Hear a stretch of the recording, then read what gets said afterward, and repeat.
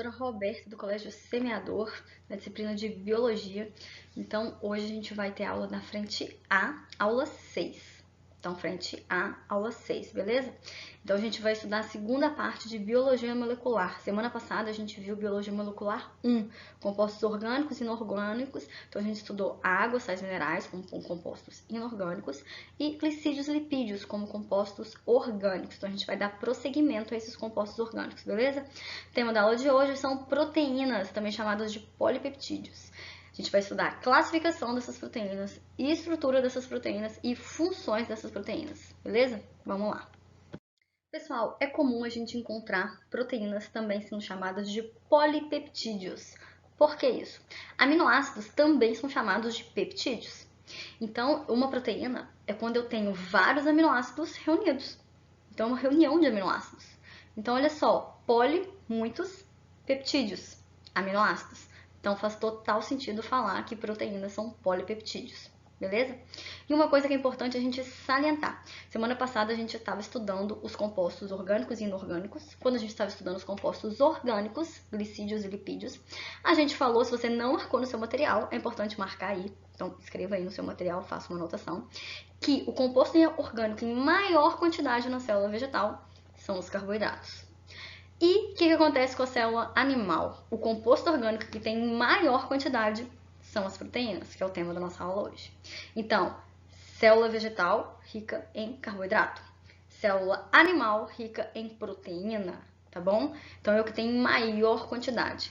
Pessoal, lembra que eu tenho falado para vocês sobre os mapas mentais?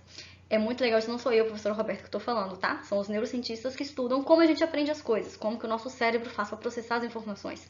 Enquanto a gente está falando aqui, se você quiser ir montando um mapa mental ou fazendo anotações do que é mais relevante, do que é importante para você produzir o seu, ou produzir o seu resumo, ou chamar a atenção no seu material, excelente.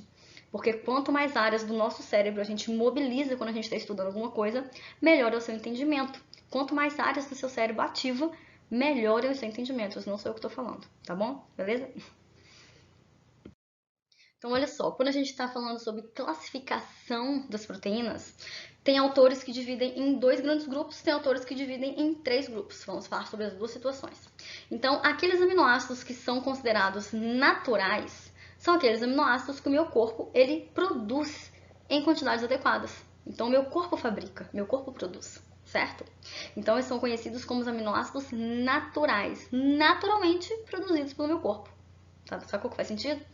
E alguns autores consideram que existem aminoácidos essenciais. Por que essenciais?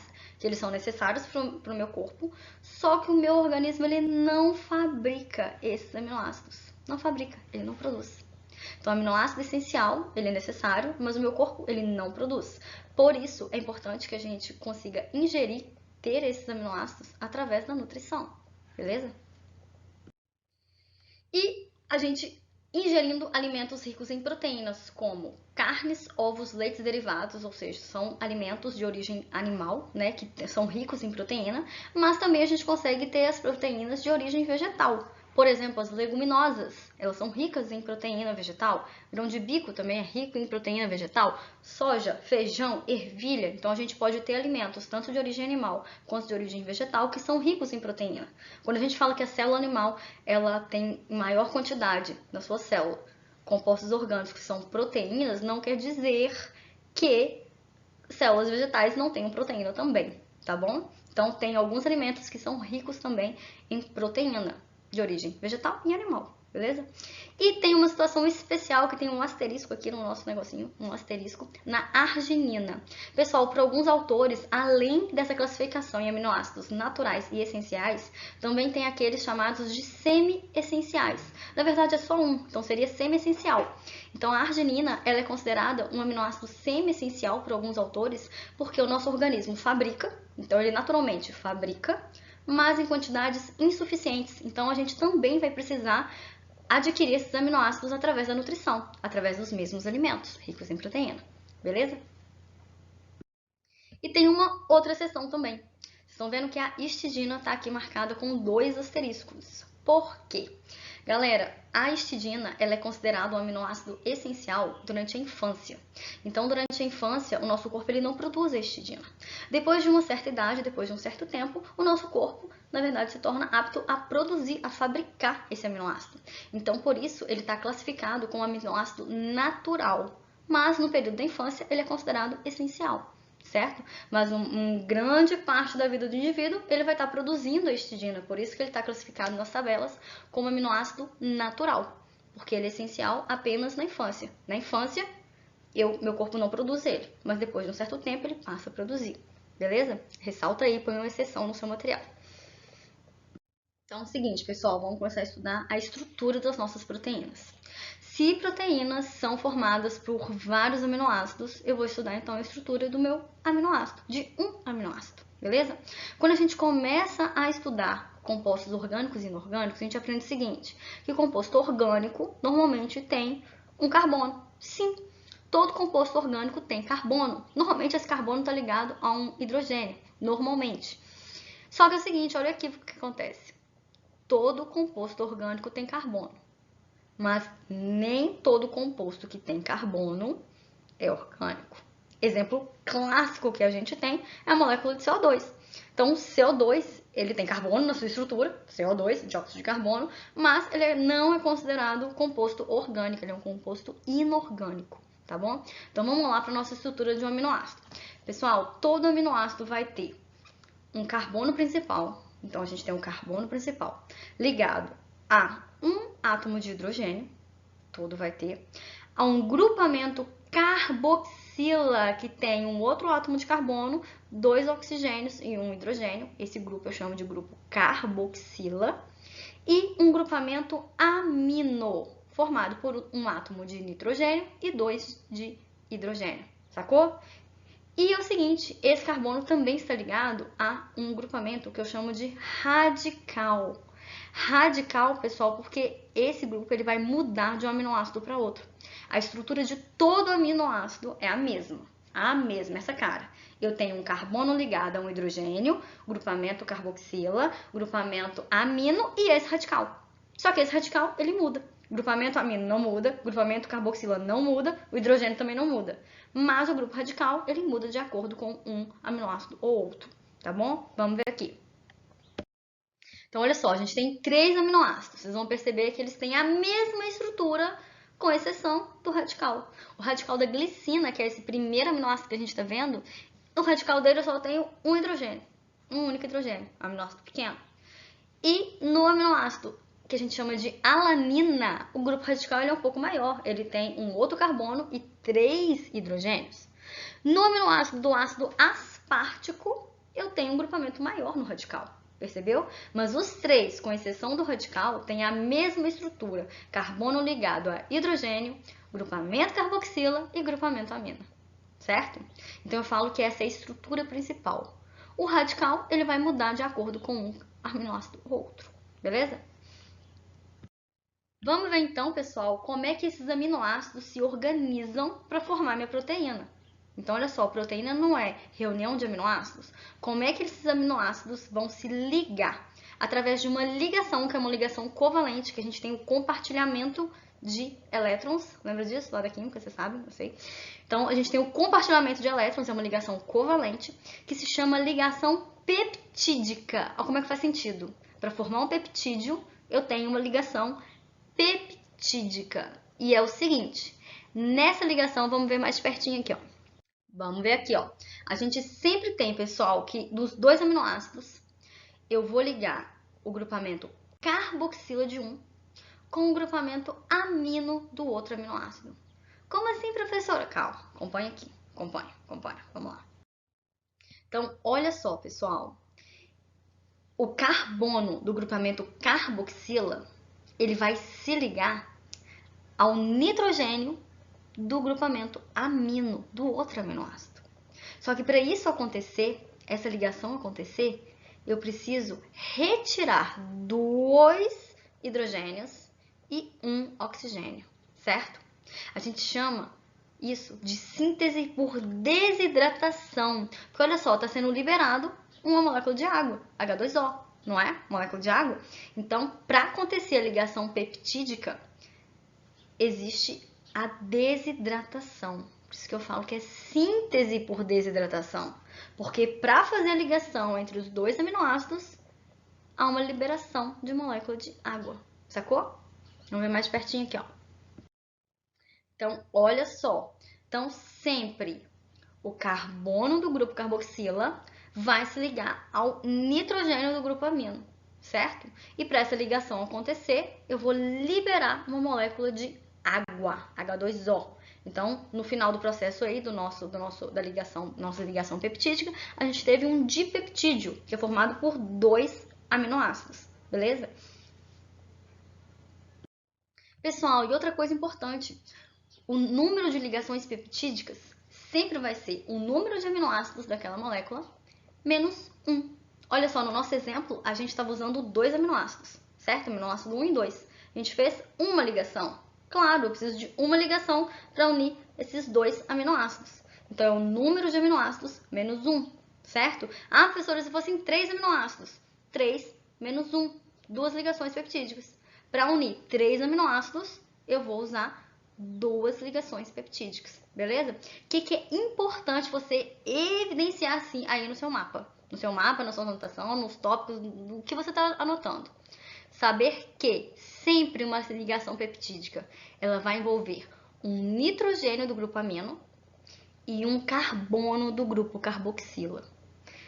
Nitrogênio do grupo amino com carbono do grupo carboxila, sempre. E a gente pode chamar isso de síntese por desidratação, porque libera uma molécula de água, beleza? É importante, anota isso. E saber que a ligação peptídica é uma ligação covalente, acontece o compartilhamento desses elétrons. Seguinte, pessoal, falando da estrutura agora da minha proteína, do meu polipeptídeo. Eu tenho 4 níveis estruturais. Então, olha só, cada proteína vai variar de 3 maneiras. Eu vou variar o número de aminoácidos que tem essa proteína. Por exemplo, a insulina, a gente sabe que ela tem pouco mais de 50 aminoácidos na sua estrutura. Agora, a hemoglobina, eu sei que ela tem mais de 500 unidades de aminoácidos na sua estrutura. Percebe? Percebe a diferença? Então, vai variar de acordo com o número dos aminoácidos, de acordo com a sequência desses aminoácidos na minha proteína, certo? E o tipo de aminoácidos. Então, a gente tem aproximadamente 20 aminoácidos, mas não necessariamente todos os aminoácidos têm que estar em todas as proteínas, certo? Então, eu tenho proteínas que têm só alguns aminoácidos, alguns tipos de aminoácidos, beleza? Então, olha só, como é que esses aminoácidos se organizam na proteína? A gente tem 4 níveis de organização.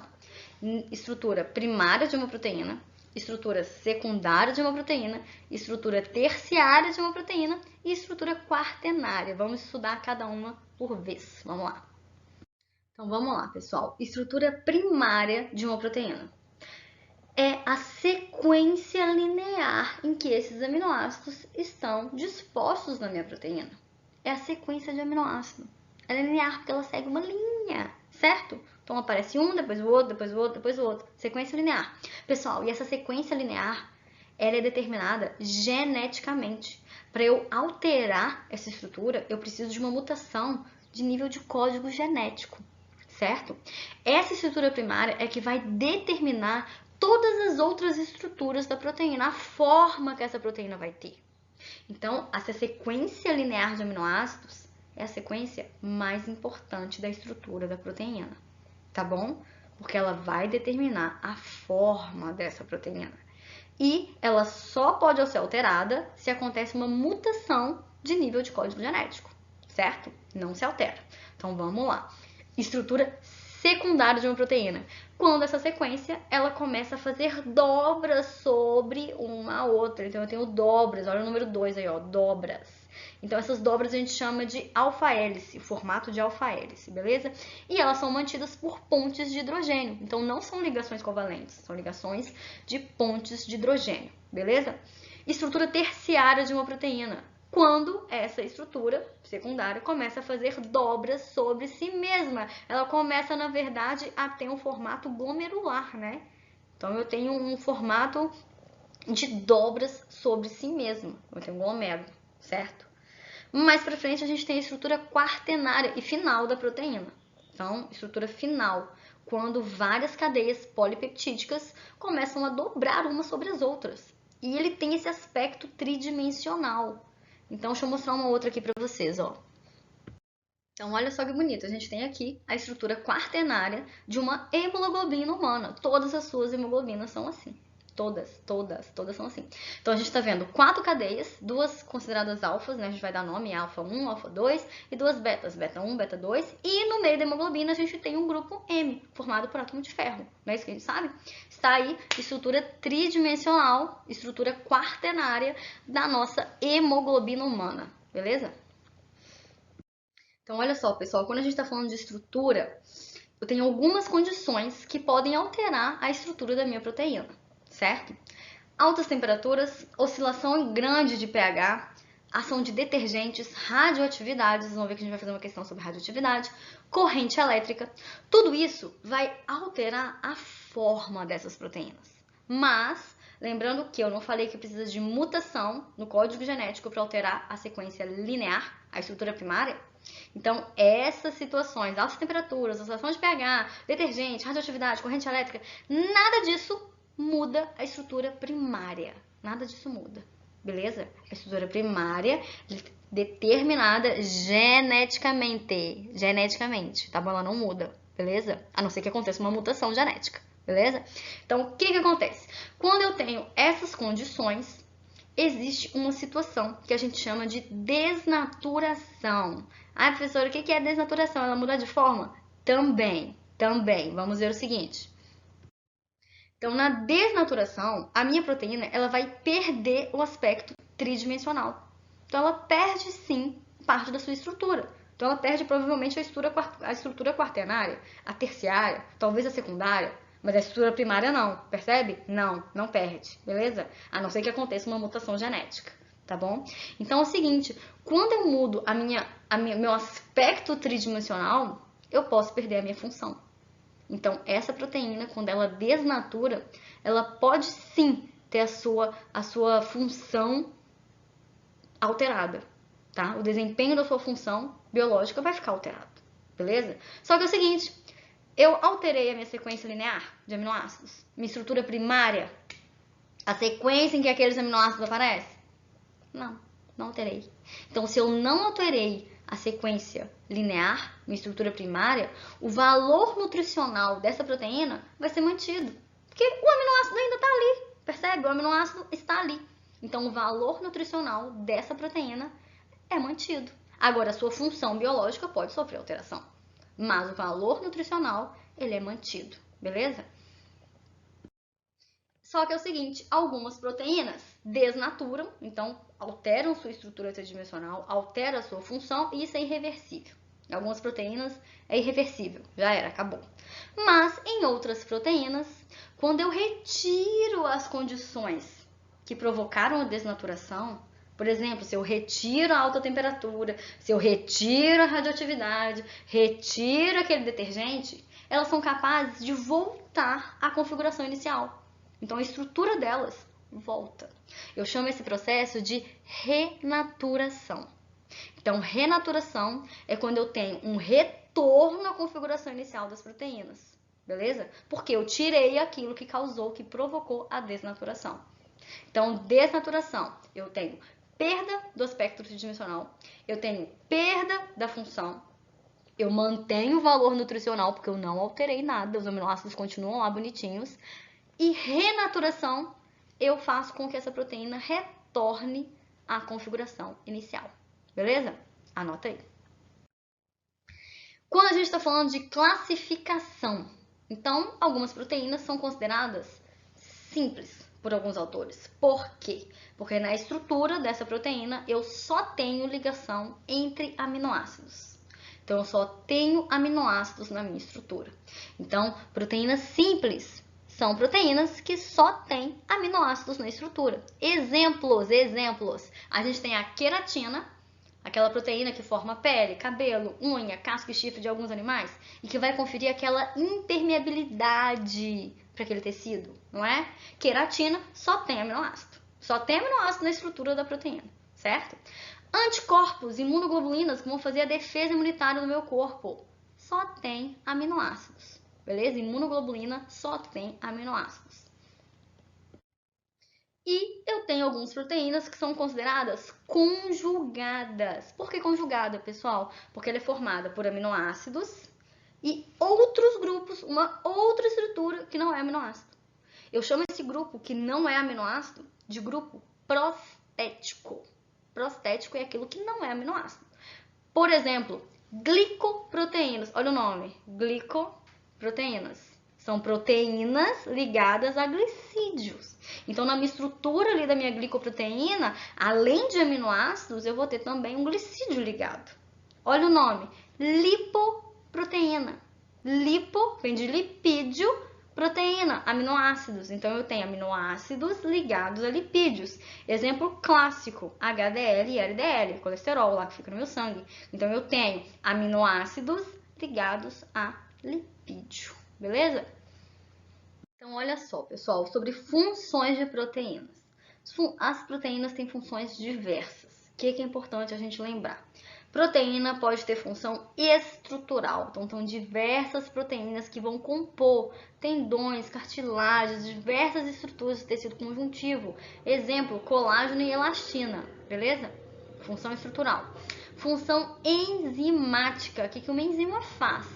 Ela catalisa reações. Ela aumenta a velocidade das reações, ela diminui a energia de ativação das reações, não é mesmo?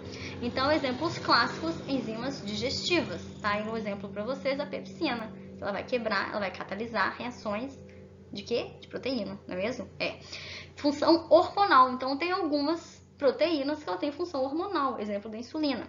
Elas também têm função de defesa, já falamos da imunoglobulina, que é uma proteína simples, né? Porque só tem aminoácido, então os anticorpos, eles fazem a defesa, então defesa, quarta função, energética. Em algumas situações, as proteínas elas vão ser quebradas, degradadas para liberar energia para o corpo. Então, função estrutural, função enzimática, função hormonal, função de defesa e energética, beleza? Tem mais? Tem mais. Então, vamos lá, pessoal. Transporte de gases. A gente viu lá a estrutura tridimensional da nossa hemoglobina humana. 4 cadeias, 2 alfas, 2 betas e um grupamento M, certo? Hemoglobina faz transporte de gases. Então, quando a minha hemoglobina ela está ligada a uma molécula de oxigênio, a gente chama ela de oxihemoglobina, certo? Oxigênio, oxihemoglobina. Quando a minha hemoglobina está ligada a uma molécula de gás carbônico, eu chamo de carbohemoglobina. Faz sentido? Ou carboxihemoglobina, a gente encontra também. Então, falar que proteína tem função de transporte de gases, faz sentido? Sim, quem carrega, quem faz o transporte dos gases respiratórios no nosso sangue são as nossas hemoglobinas, certo? Hemoglobina que fica dentro das nossas hemácias, não é mesmo? Beleza. Absorção de luz. Clorofilas são proteínas que fazem a absorção de luz para poder fazer fotossíntese. Contração muscular. A gente está lá estudando tecidos estriado, esquelético, liso, tecido, está estudando contração muscular, não é? Tecido muscular, liso, esquelético, cardíaco, não tá? Não tá? Então, olha só, gente, a gente fica lá, actina e miosina, actina e miosina, actina e miosina, móveis, contração muscular. Gente, actina e miosina são proteínas móveis, elas são responsáveis por dar aquela capacidade especial que só a célula muscular tem, a contractibilidade. Célula muscular só é contráctil porque tem 2 proteínas muito especiais, actina e miosina. Então, falar que contração muscular é uma função de uma proteína faz sentido? Total sentido, beleza? Revestimento e impermeabilização. A gente já falou da queratina, proteína simples que só tem aminoácido na sua estrutura, não é? Então, sim, faz revestimento, faz impermeabilização. Coagulação do sangue, realizada pelas minhas plaquetas queridas. Então, olha só, para as reações da coagulação do sangue acontecerem, é necessário que aconteça uma cascata de reações. Essas cascatas de reações só acontecem nas presenças de algumas proteínas. Trouxe 2 para vocês, tem mais, mas eu trouxe 2. Fibrinogênio e protrombina. Então, essas cascatas de reações só acontecem por causa dessas 2 proteínas. Beleza? Pessoal, são 10 funções. Nossa, prof, eu preciso anotar as 10 funções? Sim, Precisa anotar. Então, olha só, no seu mapa mental que você está fazendo aí, porque você, né, vai fazer a revisão de forma muito mais rápida no fim do ano, você vai colocar uma figura, um desenho para cada um, uma letra diferente para cada um, você escolhe. Mas, gente, não subestima o poder do mapa mental. Então, olha só, o mapa mental faz com que a gente ganhe tempo na hora da revisão. Enquanto a gente está estudando os assuntos, a gente faz esquemas mentais, a gente faz conexões. Se você está gastando energia para fazer essas conexões e produzir um material que quando você estiver revisando o conteúdo, você vai poder olhar para esse material e poder fazer a revisão só olhando para uma folha, você vai ganhar tempo. Mapa mental otimiza o nosso tempo na revisão. Ah, prof, eu posso então, você coloca vários mapas mentais pra gente ver, né? Eu posso copiar um mapa mental desses que você mandou pra gente? Você pode se inspirar nesse mapa mental.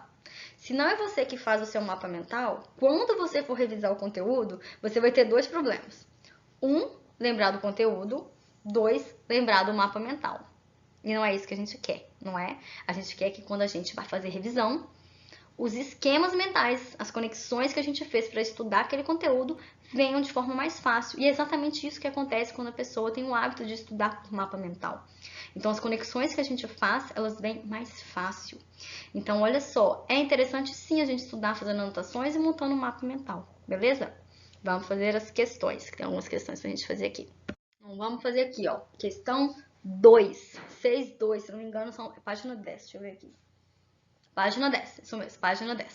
Na presença de certos solventes, as proteínas sofrem alterações, tanto em sua estrutura espacial quanto em suas propriedades biológicas. No entanto, com a remoção do solvente, voltam a assumir a sua conformação e propriedades originais. Essas características mostram que a conformação espacial das proteínas depende do seguinte tipo de estrutura de suas moléculas. Pessoal, o que a gente falou? Que quando a gente tem uma sequência de aminoácidos, uma sequência linear, isso que vai determinar o que acontece com a proteína, não é? Isso que vai determinar a forma dela, não é mesmo? E isso é determinado geneticamente, não foi isso que a gente falou lá atrás? Então vamos ver aqui, ó. Tá falando que com a remoção do solvente, então eu coloquei um solvente e sofreu alteração, mas com a remoção desse solvente, ela volta a assumir a sua conformação e propriedade original. Então volta a assumir, está acontecendo uma renaturação. Eu mudei a estrutura linear, primária que faz essa proteína ser ela? Não mudei, certo? Então, o que está perguntando? Essas características mostram que a conformação espacial das proteínas depende do seguinte tipo de estrutura de suas moléculas. Estrutura primária, secundária, terciária ou quaternária, gente? Primária. O que é importante a gente lembrar? Que a estrutura toda da proteína ela é determinada pela estrutura primária, que é essa sequência. Essa sequência ela é determinada geneticamente, só mutações a nível genético, de código genético, pode alterar a estrutura. E que no caso do solvente, a estrutura primária não foi alterada. Quando removida, a estrutura espacial foi restabelecida. Certo? Aconteceu uma renaturação. Então, letra A, de aminoácido lindo. Vamos lá. Questão 7, página 11. Sobre as proteínas e sua formação, é correto afirmar-se que A. Leite, ovos, pão e pão são reconhecidos como alimentos ricos em proteínas. Pessoal, leite e ovos sim, mas pão, eles são ricos em carboidratos, não é isso? Em amido. Então, tá errado. Leite e ovos ok, pão não. B. As ligações peptídicas que formam as proteínas ocorrem entre os grupos carboxila de aminoácidos diferentes. Então, lembra de ligação peptídica? É sempre o carbono de uma carboxila ligado a um nitrogênio de um grupo amino. Então, é sempre uma carboxila ligada a um amino. Carboxila ligada a um amino. Aí eu tô falando que acontece entre grupos de carboxila de aminoácidos diferentes. Então, errado. Letra B, errado. C. São formadas pela união de vários aminoácidos por meio de ligações glicosídicas. Olha o nome, pessoal. Glicosídeos são glicídios, né? Para eu formar um polipeptídeo, eu estou ligando peptídeos, aminoácidos. Então, o nome dessa ligação é ligação peptídica. Então, tá errado. D. Não apresentam função energética. Proteínas apresentam sim função energética. Então, em algumas situações, elas podem ser quebradas para liberar energia. E apresentam função plástica, também conhecida como função construtora. Sim, a gente citou colágeno, citamos elastina, não é?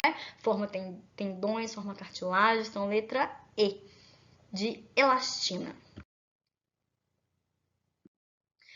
Questão 13,